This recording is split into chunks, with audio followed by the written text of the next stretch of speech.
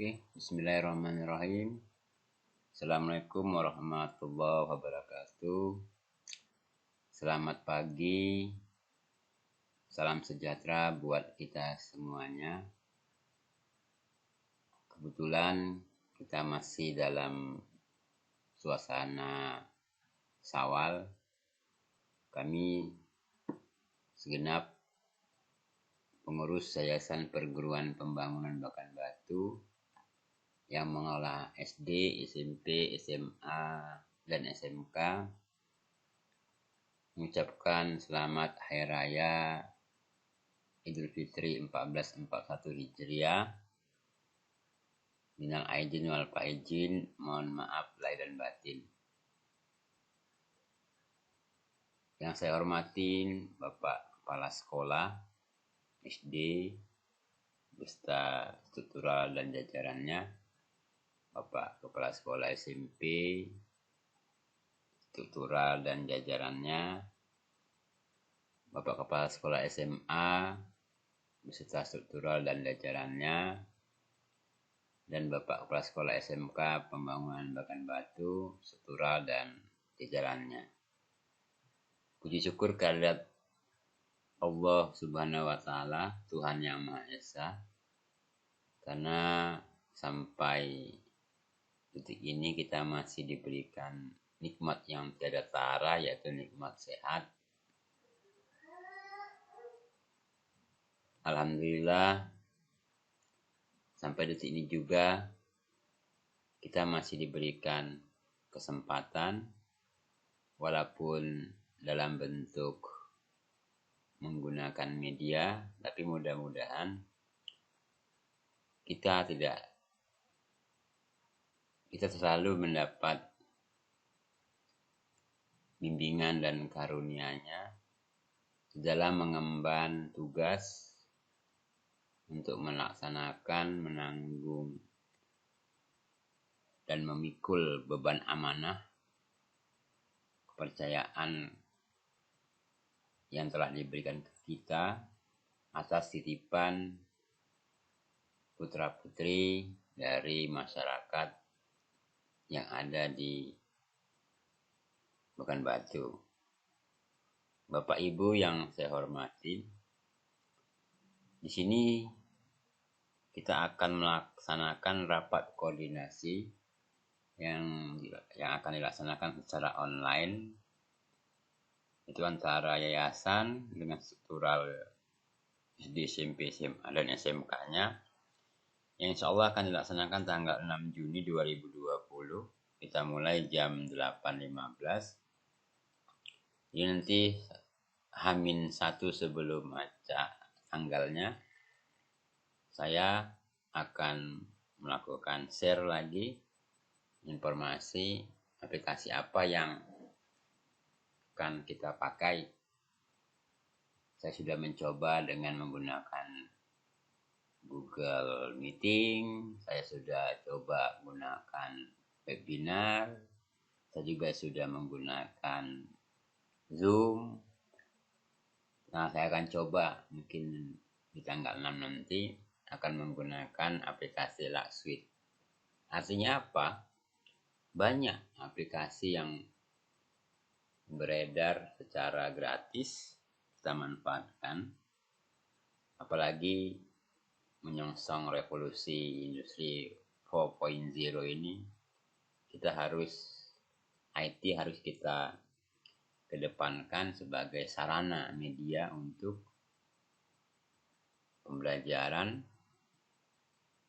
mendukung revolusi industri 4.0 tersebut.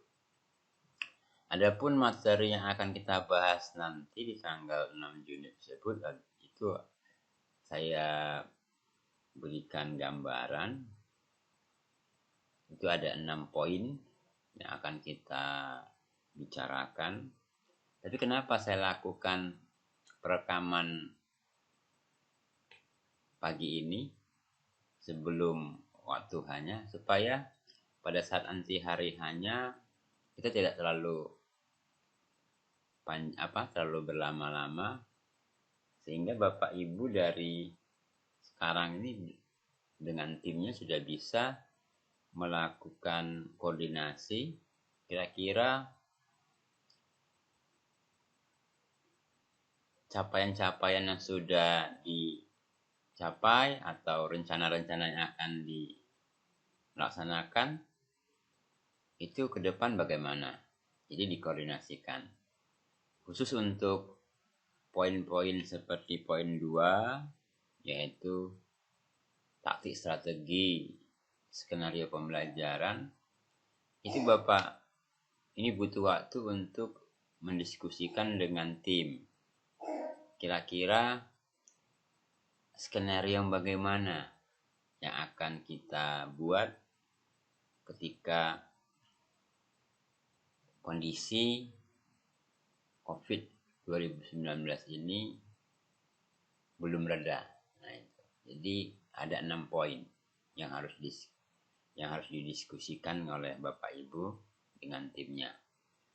Nah, jadi nanti saya akan coba evaluasi pembelajaran daring. Jadi dari awal COVID-19 sampai bulan 6 ini, sampai ujian kenaikan kelas, kita akan evaluasi bersama. Karena terus terang, saya selaku Ketua Bidang Penjamin Mutu Pendidikan selalu monitoring dan bergabung langsung di kelas-kelas yang ada di SMK. Jadi mohon maaf, handphone saya itu ada grup sekitar 29 itu di siswa SMK. Jadi saya memonitoring. Dan kedua, kita akan membahas taktik strategi skenario pembelajaran siswa baru dimulai dari pelaksanaan MPLS-nya nanti dan strategi pembelajaran dalam rangka new normal nanti. Juga kita akan membahas tentang pengelolaan dana BOS dalam pandemi COVID 2019. Perlu diketahui, semenjak berdirinya Yayasan Perguruan Pembangunan Bagan Batu, alhamdulillah sudah tahun ini merupakan tahun yang ke-36 tahun anniversary-nya. Kita tetap eksis dan selalu mengedepankan pengelolaan berbasis MBS, apa itu manajemen berbasis sekolah. Tidak ada campur tangan, tanda kutip, seperti sekolah-sekolah lain, swasta, di mana setiap dana BOS pasti pindah rekening ke yayasan. Tapi kami, Yayasan Perguruan Pembangunan Batu, tidak seperti itu. Kita serahkan kepada unit sekolah masing-masing, dirapatkan, menyusun RKAS, dan diimplementasikan. Jadi benar-benar manajemen berbasis sekolah. Tapi dengan adanya COVID 2019 ini, otomatis RKAS yang disusun di sebelum Januari 2020 pasti akan mengalami perubahan. Nah, perubahan-perubahan itulah yang harus kita koordinasikan dalam rapat besok. Dan kemudian kita juga akan memotivasi Bapak Ibu Dewan Guru dari tingkatan SD, SMP, SMA, SMK. Karena pembelajaran daring atau pembelajaran di abad 21 menyongsong revolusi industri 4.0 ini butuh perubahan-perubahan yang sangat signifikan, terutama kepada Bapak Ibu guru yang memiliki usia di atas 45 atau 50, itu greget untuk upgrade IT itu tidak dinomorduakan lah begitu. Dan kemudian saya akan coba mensosialisasikan rumah belajar 2020. Nah, dari sini saya bukan memamerkan atau pamer, tapi sengaja saya ikutin ini rumah belajar 2020 ini, sengaja supaya Bapak Ibu juga termotivasi. Seusia saya ini, saya masih mau mengupgrade pengetahuan. Saya masih mau berbagi ilmu, tapi dalam hal ini saya malah banyak dapat ilmu dari guru-guru yang ada di seluruh Nusantara. Alhamdulillah, berkat doa Bapak Ibu juga, di kesempatan Duta Rumah Belajar 2020 ini, saya sedang masuk di level 3. Jadi saya ingin membuktikan bahwasanya saya mampu dan saya bisa. Oke Bapak Ibu, untuk poin 2 dan poin 3 ini kita harus membuat skenario. Itu sudah saya buatkan. Skenario dengan 2 kondisi, yaitu jika tahun ajaran baru 2020-2021 tidak ada perubahan jadwal, yakni berkisar 13 Juli 2020, walaupun pemerintah mengizinkan masuk sekolah seluruhnya, akan tetapi YPPBB memiliki skenario tersendiri sampai wabah COVID-19 benar-benar hilang, kondusif. Karena yang terpenting bagi kita adalah kesehatan yang utama. Jadi bagaimana nanti melaksanakan MPLS terhadap siswa baru, ini dilakukan secara daring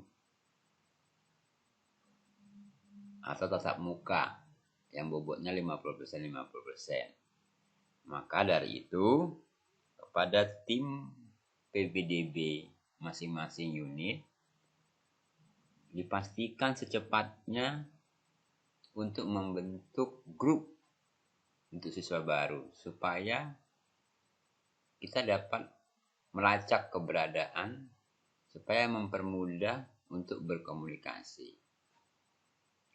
Nah, setelah itu teknisnya nanti kita bahas pada saat rapat.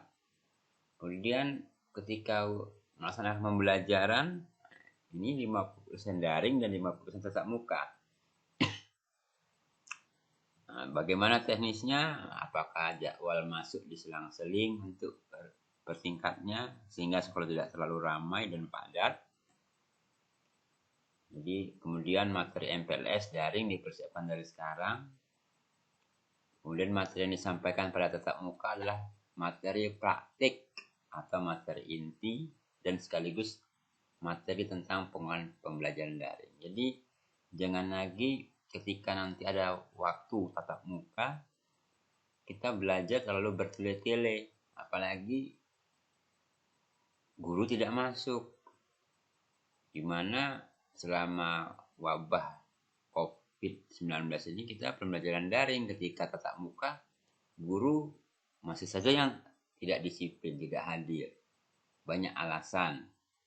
Jadi tolong ini ditekankan, dikontrol, diawasin. Jadi pada saat ada kesempatan untuk belajar tatap muka, gunakanlah seefisien mungkin. Jadi langsung.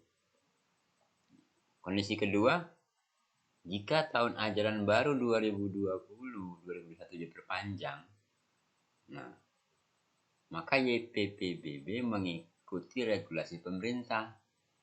Akan tetapi YPPBB memiliki skenario pembelajaran dan MPLS secara daring untuk siswa baru.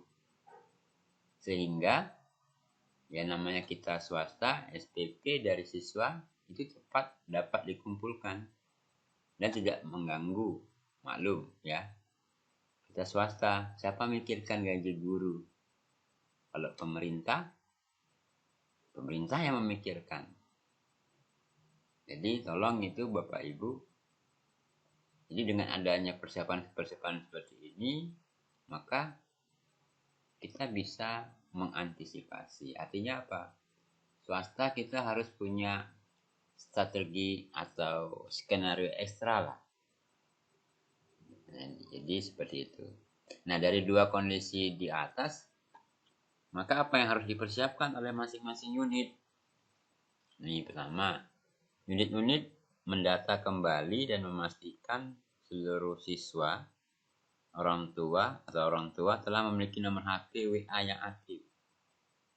Untuk siswa baru, panitia PPDB sudah langsung membuat grup kelasnya masing-masing dari sekarang. Kemudian akan menggunakan aplikasi Rumah Belajar atau Google Class atau aplikasi lainnya agar siswa dan guru lebih memahami aplikasi tersebut. Maka perlu dilakukan pelatihan sebelumnya. Dijadwal pelatihan guru sebelum masuk tahun ajaran baru. Dan untuk siswa, pada saat pertemuan pembelajaran tatap muka. Nah, untuk materi bidang studi produktif atau praktek, agar guru yang bersangkutan harus membuat konten pembelajaran berbasis video atau audio. Jadi tidak hanya tekstual. Bayangkan, kita hampir 3 bulan belajar daring, pembelajaran praktek atau produktif hanya berbasis tekstual. Ini pasti tidak akan menarik. Dan siswa akan jenuh disuguhkan bahan-bahan bacaan. Nah, di sini dan kemudiannya yang usaha terakhir itu YPBB akan melakukan pelatihan dan koordinasi terus secara daring. Nah, itu. Nah, dengan adanya rencana tersebut, maka penggunaan dana BOS juga tolong disesuaikan. Contoh, support kuota internet guru atau siswa supaya pembelajaran daring itu bisa terlaksana. Kemudian diawasin. Kemudian support oleh kelas. Masing-masing unit di dalam mengontrol ke rumah masing-masing minimal 3 minggu sekali atau buat SIM tersendiri sekaligus mengutip SPP. Jadwalkan dan sampaikan kepada orang tua kegiatan tersebut. Nah, kemudian support insentif tambahan bagi guru produktif atau praktek yang telah mampu membuat konten pembelajaran berbasis audio video. Kenapa? Ya karena dengan adanya mereka membuat materi konten tersebut sudah pasti membutuhkan waktu, biaya, ini tolong disupport. Kemudian memastikan dalam pengadaan peralatan dan perlengkapan untuk kebutuhan protokol kesehatan. Untuk cuci tangan, cairan disinfektan, masker bagi guru, alat pengecek suhu, dan lain-lain. Sebelum siswa masuk sekolah, pastikan semua ruangan kelas dan di kantor disemprot cairan disinfektan menggunakan Biclean dengan perbandingan 1:9 di setiap unit. Nah, ini skenario yang disusun oleh pihak Yayasan Perguruan Pembangunan Bagan Batu. Tapi itu sifatnya masih bisa berubah, disesuaikan dengan rapat koordinasi unit. Gimana? Nah, jadi tolong paling lambat, karena kita melaksanakan tanggal 6 Juni, paling lambat tanggal 5 Juni ini skenario masing-masing unit itu sudah dibuat dan dikirimkan ke email saya atau ke WA saya. Sehingga pada saat tanggal 6 nanti kita tidak terlalu lama melaksanakan koordinasi secara online. Itu maksud dan tujuan kita melakukan rapat koordinasi nanti. Nah, ini untuk selanjutnya saya ingin memotivasi, membuka cakrawala wawasan, merubah mindset. Saya awalin dengan pengantar dulu ya. Ini pengantar situasi pendidikan di Indonesia. Ini menurut survei Program for International Student Assessment PISA setahun yang lalu, bahwasanya kemampuan pelajar di Indonesia berada di peringkat 72 dari 77 negara. Miris. Indonesia berada di peringkat 6 terbawah. Masih jauh di bawah negara-negara tetangga seperti Malaysia dan Brunei Darussalam. Ini secara nasional, internasional. Bagaimana dengan kita yang ada di kabupaten?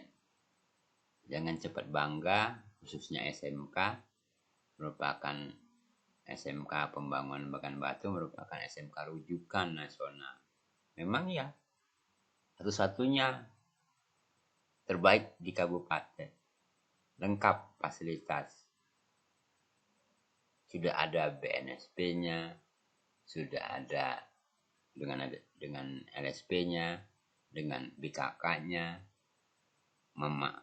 memegang predikat SMK rujukan, dan lain-lain.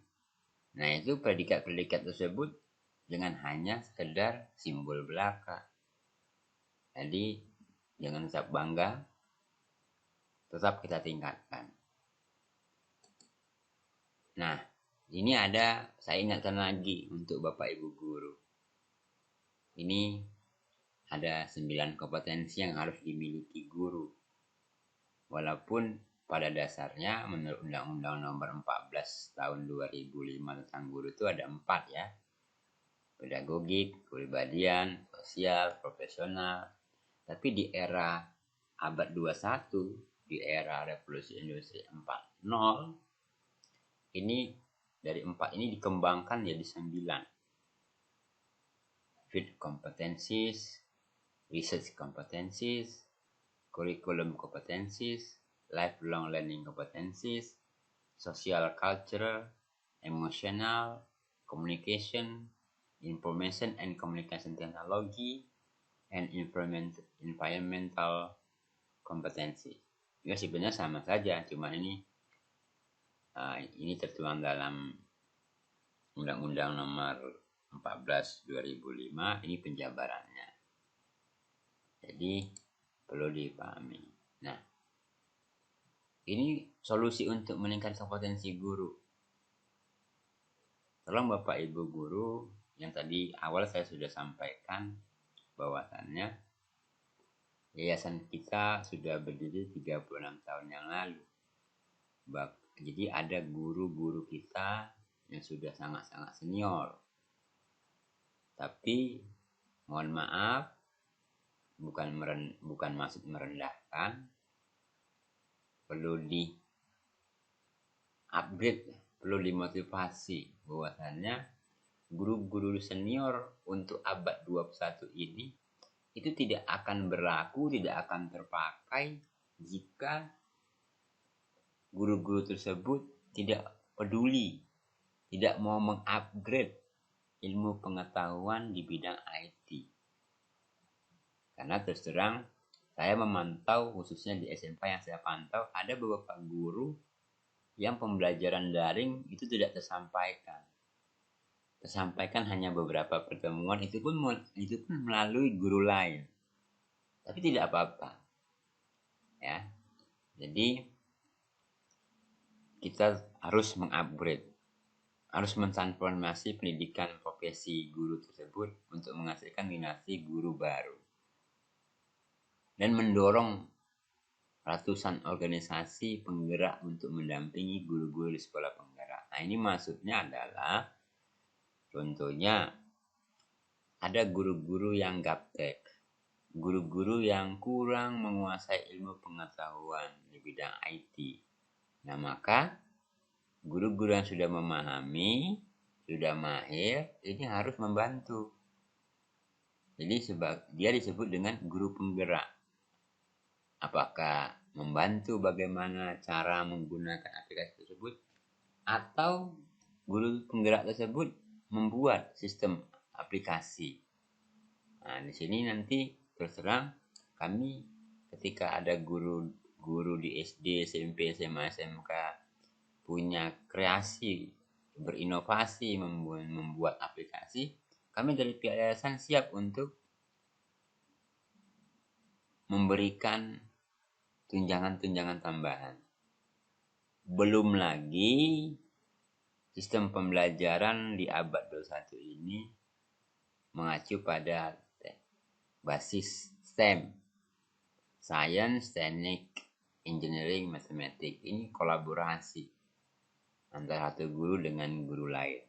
Nah, ini nanti akan saya bahas di edisi khusus. ya tentang STEM. Nah, Bapak Ibu guru yang berbahagia, Bapak Ibu guru harus memahami perkembangan anak didik kita dari generasi ke generasi. Perhatikan Bapak Ibu guru,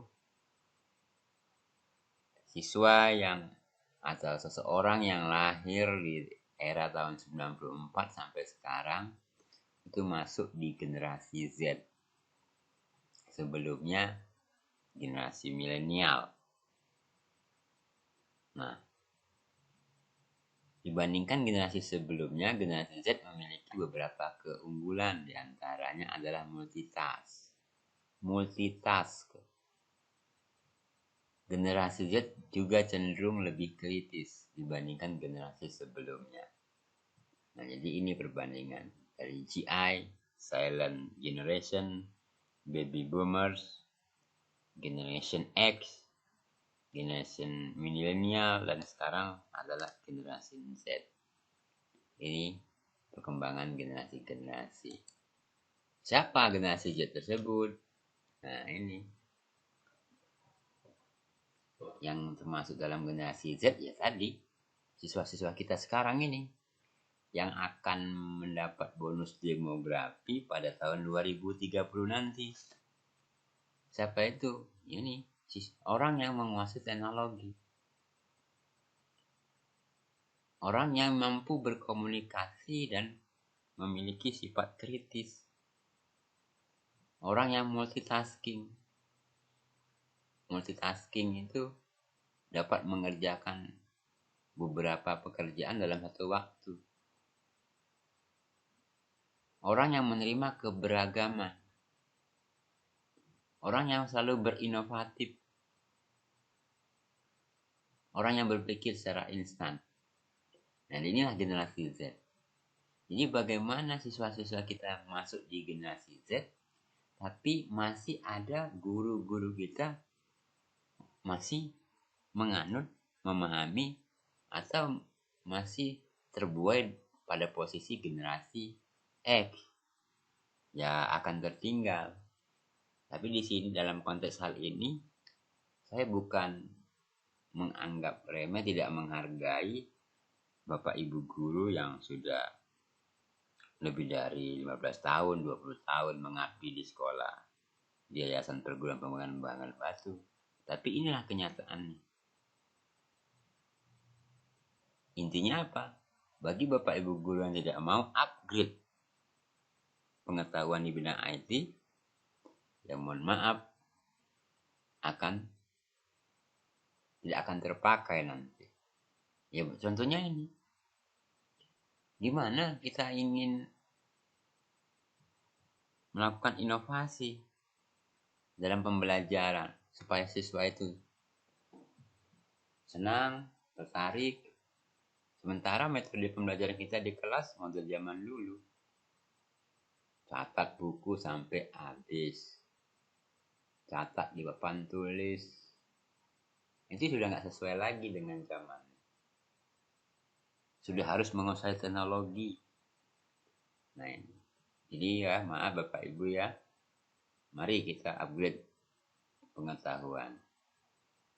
Nah, nanti saya akan share bagaimana cara bergabung menggunakan aplikasi Rumah Belajar. Itu salah satu. Ya, bukan saya pamer tidak, tapi itu. Sengaja saya lakukan itu supaya saya ingin menunjukkan bahwasanya saya masih mau belajar.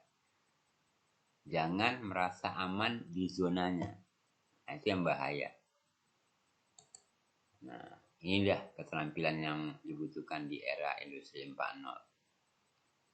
Memperbanyak informasi, menguasai teknologi, belajar dan berinovasi, terampil dalam hidup dan berkarir, dan kemudian berkomunikasi dengan efektif. Inilah keterampilan yang dibutuhkan nanti. Jadi kita harus mempersiapkan anak-anak didik kita seperti ini. Bagaimana kita harus menyiapkan anak-anak kalau kita tidak menguasai teknologi. Laptop, handphone, smartphone yang kita miliki hanya sebatas bermain di media sosial saja. Jadi mari kita open and change your mindset. Nah, ini standar kompetensi lulusan.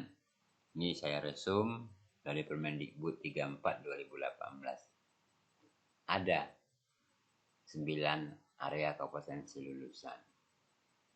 Iman dan takwa, kebangsaan dan cinta tanah air, karakter pribadi sosial, literasi juga banyak bagiannya, harus sehat jasmani dan rohani, kreativitas, seni estetika.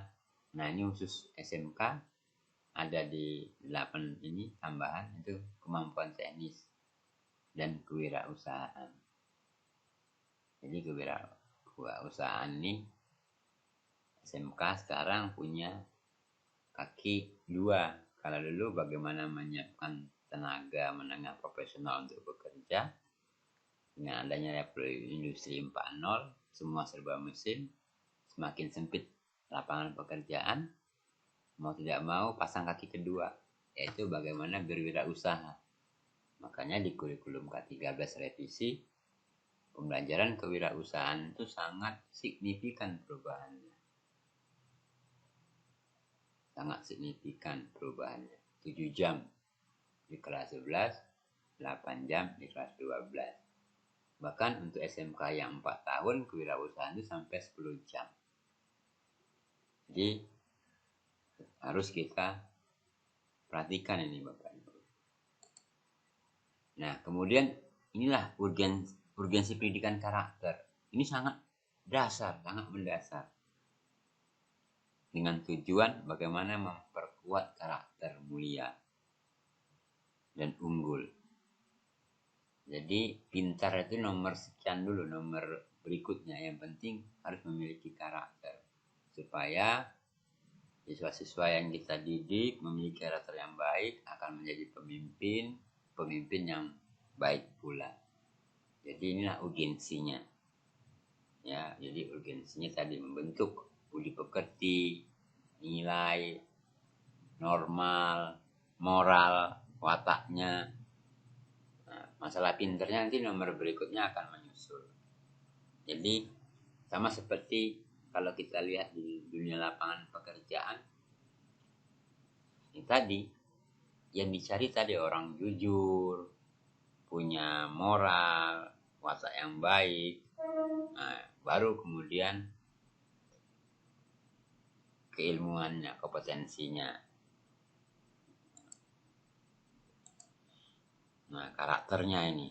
Nah, ini di buku panduan literasi, gerakan literasi sekolah. Ini ada pendidikan kreatif, pendidikan karakter juga ada di sini. Jadi harus memiliki bekerja keras. Jadi dari kelas 1 siswa itu ditanamkan, dikenalkan pada saat MPLS. Karakter kerja keras itu bagaimana, bertanggung jawab, disiplin, semangat kebangsaannya, kemudian mandiri, berjiwa wirausaha, jujur, kreativitas. Oh ya, ini saya sedikit ingin bukan menyindir Bapak Ibu guru ya.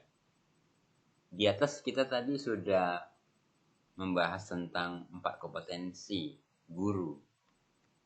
Salah satunya tadi ada kompetensi sosial. Itu artinya apa? Guru menjadi digugu dan ditiru, baik di dalam kelas, di luar kelas, maupun di lingkungan sekolah, maupun di rumah, lingkungan sosial. Tapi ingat Bapak Ibu guru, lingkungan sosial kita dengan adanya teknologi tersebut, tadi bermedia sosial pun, di dalam menggunakan media sosial pun juga harus diperhatikan. Jangan asal jeplak, Jangan asal posting, jangan asal share yang isinya belum tentu benar, yang isinya hoax. Kita tetap melakukan share, belum tahu kebenarannya. Jadi tolong Bapak Ibu yang masih sering menggunakan tanda kutip penyebaran hoax, hate speech, kebencian, ujaran kebencian, tolong di stop. Karena yang memantau media sosial Bapak Ibu guru itu bukan saya saja, tapi orang tua, wali murid, guru. Nah, itu jadi tolong sangat diperhatikan. Jadi semangat kebangsaannya tuh harus diperhatikan. Masalah ada kekurangan ya sudah. Tidak perlu kita harus share konten yang belum pasti kebenaran. Kita jadi guru dan ditiru di mana kita pun berada. Nah, mungkin itu saja untuk tahap awal Bapak Ibu guru. Ini sengaja saya rekam dan akan saya sampaikan di link YouTube di grup supaya Bapak Ibu kepala sekolah dan strukturalnya dapat mempersiapkan untuk berkoordinasi kira-kira materi yang akan dibahas besok itu masing-masing unit, atau bisa dikatakan membuat karya tulis lah ya. Jadi saya mintakan Bapak Ibu kepala sekolah dan struktural berkoordinasi membuat karya tulis best practice. Kira-kira dari materi yang akan dibahas ini Bapak Ibu rangkum, kirim ke WA saya sebelum tanggal 6 ya, jadi tanggal 5 lah terakhir, supaya saya bisa membaca dan kemudian esoknya kita akan rapat, sehingga rapat tersebut juga tidak terlalu berlama-lama. Mungkin itu saja Bapak Ibu guru, Bapak kepala sekolah. Marilah kita sikapi kondisi sekarang ini dengan bijaksana, dan perlu juga kita pertimbangkan kita adalah swasta, sekolah swasta yang harus memiliki pemikiran yang ekstra untuk menyusun program-program agar kita tetap bisa eksis ke depannya. Terima kasih atas perhatiannya. Assalamualaikum warahmatullahi wabarakatuh dan selamat pagi.